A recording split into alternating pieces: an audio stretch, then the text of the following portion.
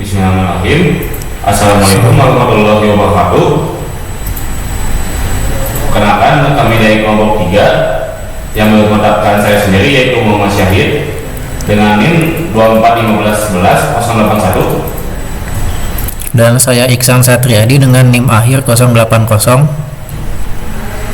Dan saya Rizky Satria Boboan dengan NIM akhir 089. Di sini kami akan mempresentasikan tentang paper yang kami analisis untuk mata kuliah statistika dan probabilitas.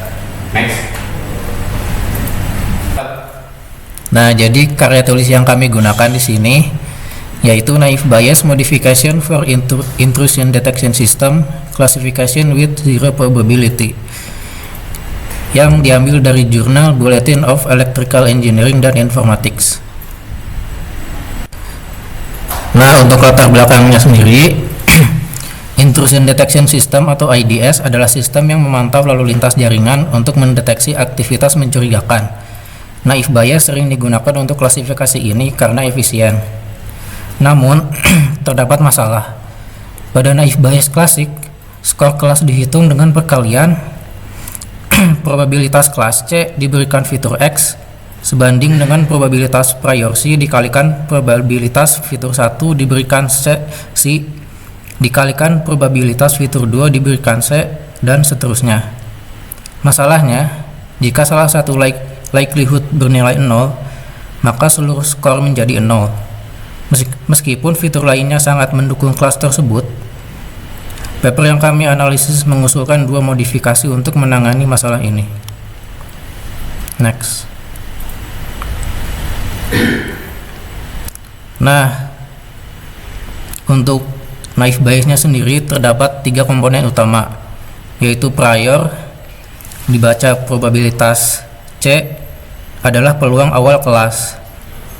Contohnya, probabilitas normal sama dengan 0,48. Lalu yang kedua ada likelihood, dibaca probabilitas XI diberikan C, adalah peluang fitur muncul diberikan kelas. Contoh, probabilitas protokol sama dengan TCP diberikan normal sama dengan 33/48 atau 0,6875. Lalu yang ketiga ada posterior, yaitu skor akhir untuk prediksi, adalah kombinasi prior dan semua likelihood untuk menghasilkan skor prediksi. Kami menguji 3 moda perhitungan. Baseline, perkalian semua likelihood tentang zero probability. Modifikasi kedua, mengabaikan fitur dengan likelihood 0, menghindari zero probability secara parsial. Modifikasi kedua, sesuai paper, menggantikan perkalian dengan penjumlahan sepenuhnya, menghindari zero probability, tetapi mengubah skala skor secara drastis. Berikut hasil perhitungan real dari kode kami. Perhatikan, 4 dari 5 data mengalami zero probability pada baseline, karena nilai likelihood terdapat sama dengan 0 pada kelas normal. Data kedua adalah kasus untuk unik di mana semua mode sepakat prediksi normal. Ini menunjukkan konsistensi ketika tidak ada zero probability. Data keempat menunjukkan kasus ekstrim. Baseline gagal total dengan skor 0 versus 0.0000, tetapi modifikasi 1 dan 2 berhasil prediksi attack dengan benar. Selanjutnya ialah perbandingan performa.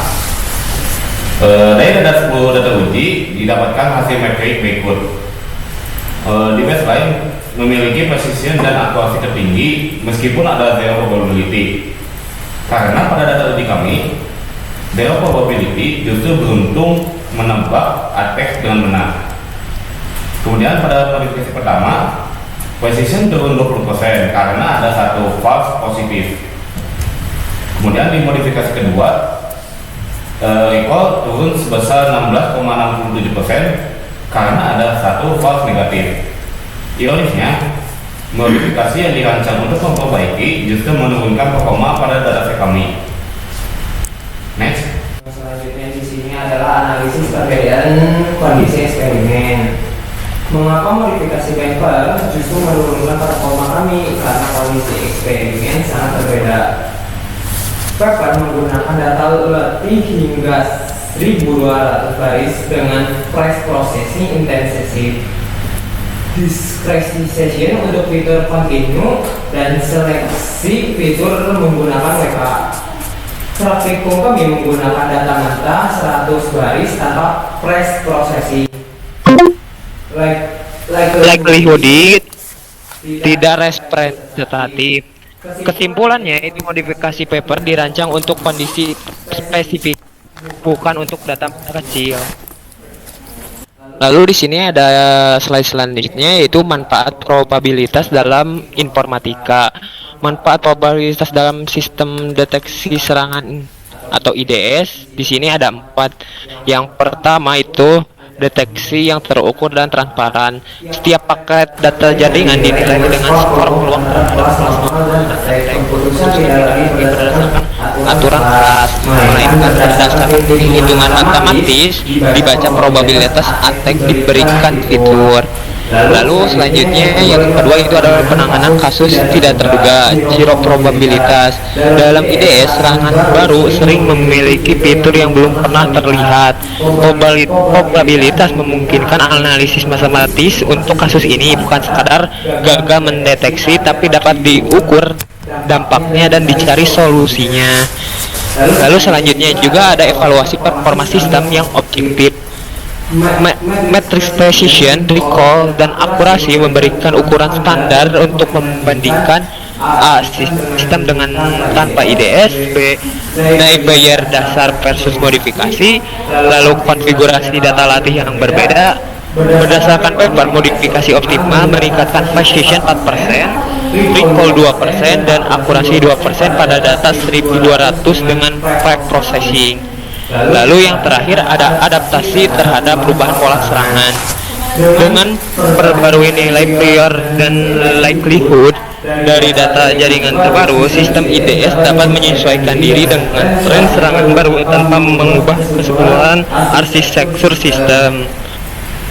Dalam konteks sistem keamanan jaringan IDS, penerapan probabilitas memberikan manfaat praktis. Yang pertama itu setiap paket dapat dinilai dengan skor peluang, bukan aturan tetap. Lalu yang kedua, masalah zero probability yang sering terjadi pada serangan baru dengan pola belum pernah terlihat dapat dianalisis secara matematis, bukan sekadar masalah teknik yang tidak terpecahkan. Ketiga, matriks evaluasi seperti precision dan recall memberikan ukuran standar untuk membandingkan performa berbagai konfigurasi sistem. Lalu yang keempat, sistem dapat beradaptasi dengan pola serangan baru dengan memperbarui nilai probabilitas tanpa mengubah seluruh arsitektur. Dalam paper ini, dengan data yang cukup dan precision yang tepat, modifikasi berhasil meningkatkan precision 4%, recall 2%, dan akurasi 2%.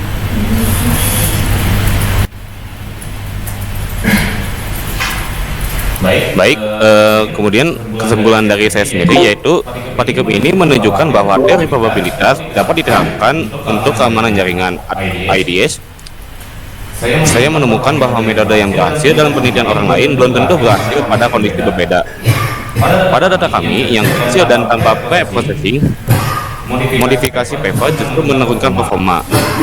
Saya menyimpulkan bahwa teknik Laplace mungkin lebih baik karena tetap menggunakan konsep probabilitas yang benar, meskipun mungkin tidak memberikan angka setinggi modifikasi paper. Lalu kesimpulan dari saya sendiri, yang menarik, modifikasi dari paper meskipun berhasil menghindari zero probability, justru tidak selalu meningkatkan hasil pengujian pada data kami. Saya belajar bahwa memilih metode tidak boleh hanya melihat hasil akhir, tetapi juga mempertimbangkan apakah metode tersebut memiliki dasar teori yang kuat.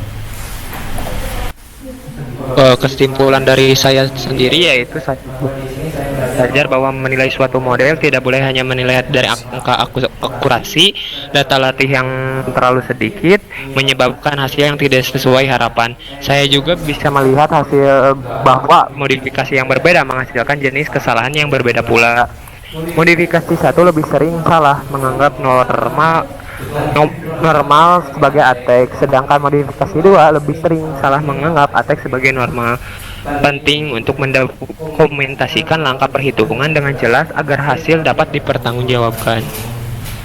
Oke, dari kesimpulan saya sendiri, probabilitas berguna untuk sistem deteksi serangan. Namun penanganan zero probability perlu disesuaikan dengan kondisi data. Paper menunjukkan peningkatan hasil, tapi kami membuktikan bahwa keberhasilan tersebut sangat bergantung pada banyak data dan processing. Pada data terbatas, modifikasi justru menurunkan performa. Saya memahami bahwa metode dengan teori yang benar tidak selalu menghasilkan angka yang terbaik, tetapi lebih dapat dipertanggungjawabkan secara ilmiah dibanding metode yang hanya mengandalkan keberhasilan empiris. Baik, terima kasih atas perhatiannya. Mohon maaf bila ada kesalahan. Kami dari kelompok 3 izin pamit undur diri. Wassalamualaikum warahmatullahi wabarakatuh.